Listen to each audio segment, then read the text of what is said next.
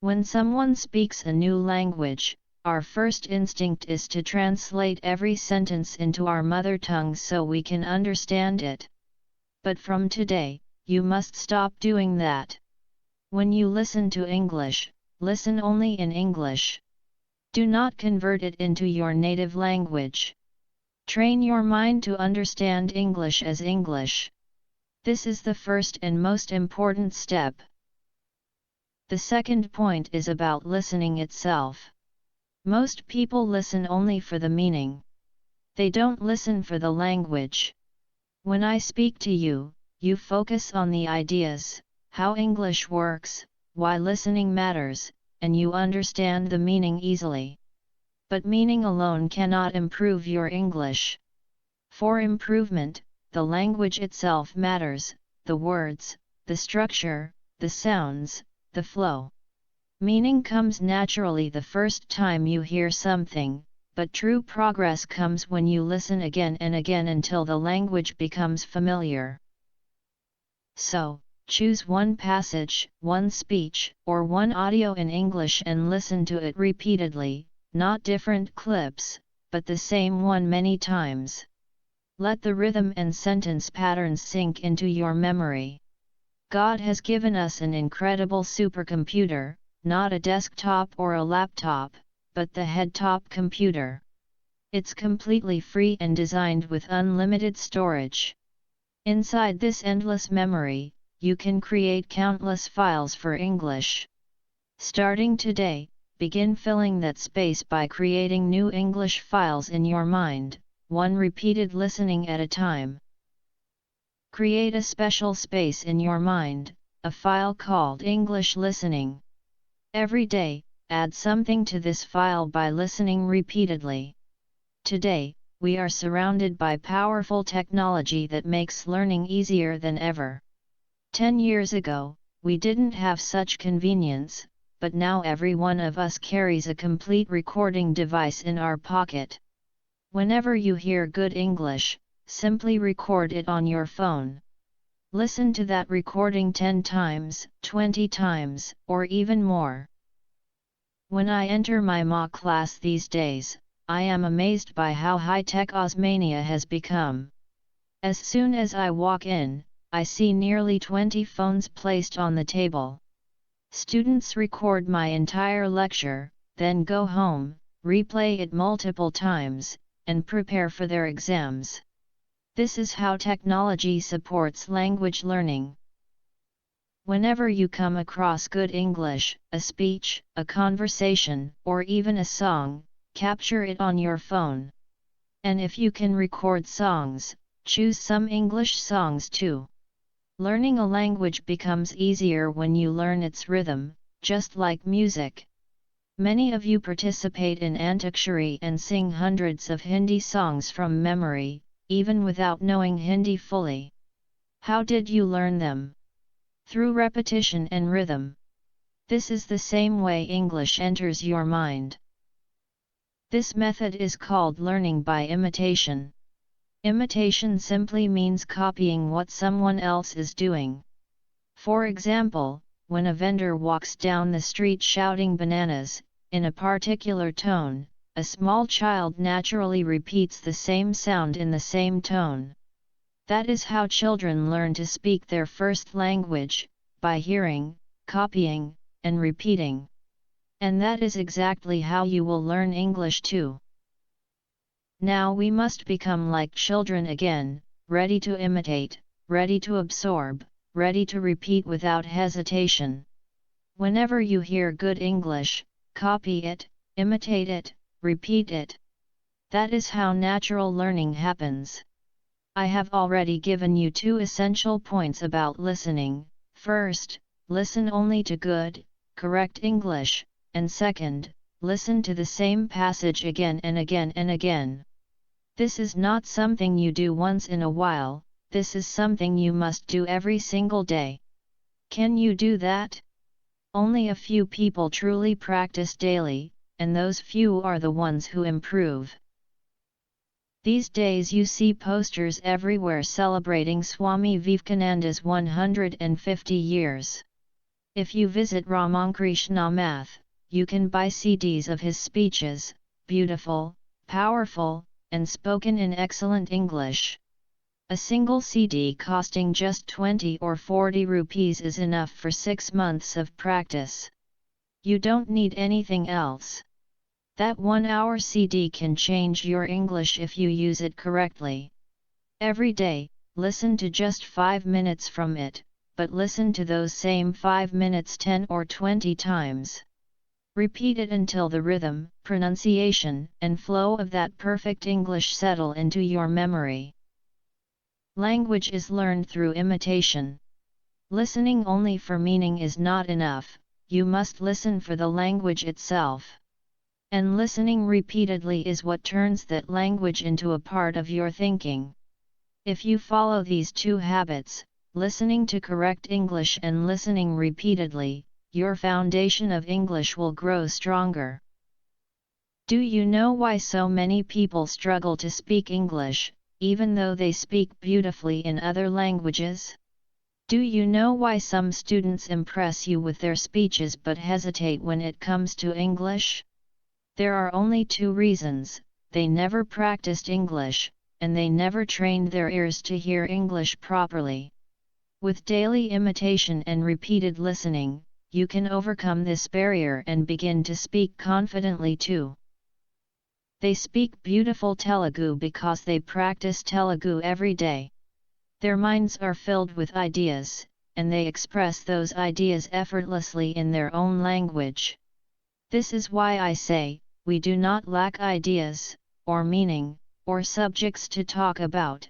What we truly lack is language. And listening is what gives you that language. The second gift listening provides is correctness. Today we hear a lot of English around us, but much of it is not correct English.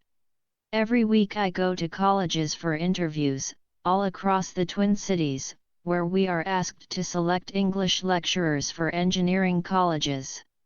These candidates come with excellent academic records, sometimes 70% or more, yet many cannot speak fully correct English. Their speech sounds stylish, polished, even impressive at first, but if you listen carefully, they make many mistakes. This is what happens when you hear English that is attractive but not accurate. When you practice listening to high-quality English, your correctness automatically improves. Whatever your teachers taught you earlier may not have fully shaped your spoken English, so now you must retrain your ear. Starting tomorrow morning, make English listening a part of your daily routine, just like your prayer, your bath, your morning rituals. As soon as you wake up, listen to English. Can you do that? Just as many people begin their day with Vishnu Sahasranama, your new Sahasranama will be 5 minutes of powerful English speech. Remember what Krishna said, whatever you do, do it with full dedication and efficiency.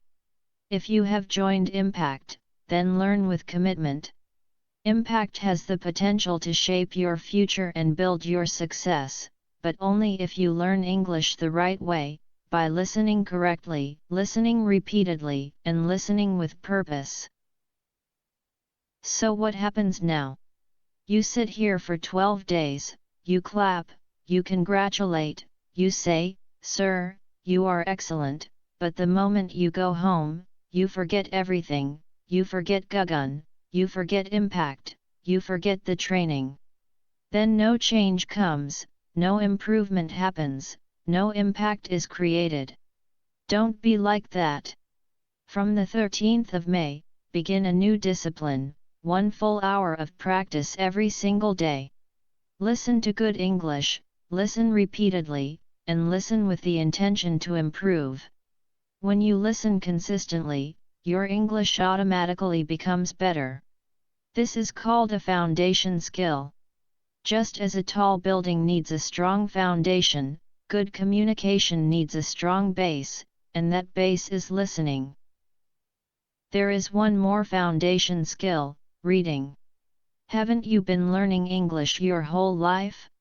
Isn't every one of you familiar with ABCD? Then why do we still avoid reading? When you look around, there are posters everywhere. But how many of you actually read them?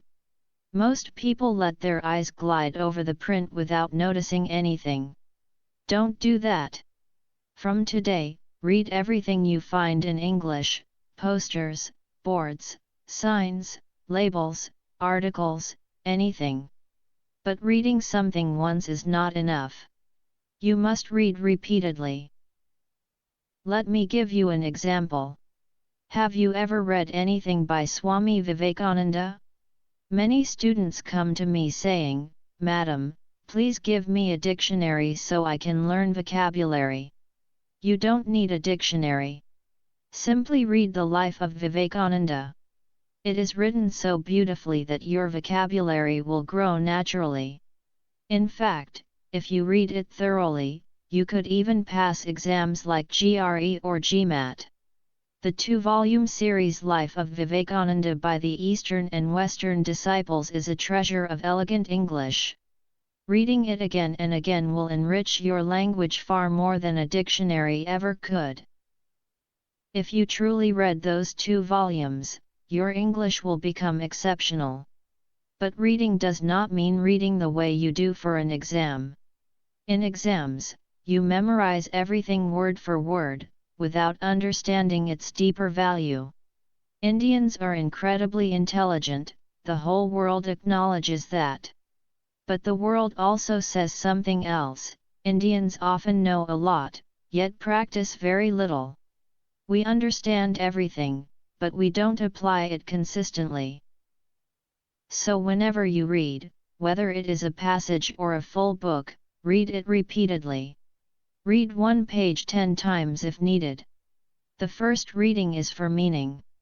But the second, third, fourth, and fifth readings should be for language. How are the sentences built? How are ideas expressed? How is grammar used effortlessly? This is what we truly need. Because even small mistakes in English can affect your success. Either do it well or don't do it at all. Some students say, "Madam, then we will not work in English. We will work only in Telugu." But when I ask them, "Okay, tell me honestly, how good is your Telugu?" they reply, "Madam, not very good."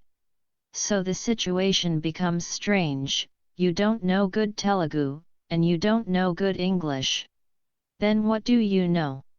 Indians have the natural ability to learn 5 to 6 languages excellently. That is our strength. Are you not Indian? Then show that ability.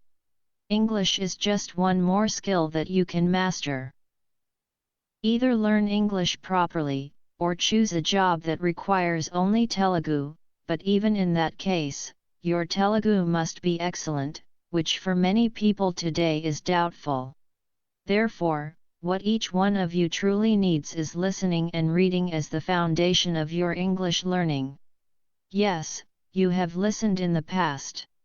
Yes, you have read in the past. But that is not enough. Improvement demands daily discipline. If you read English every day and listen to English every day, your language will grow naturally, just as a plant grows with regular watering.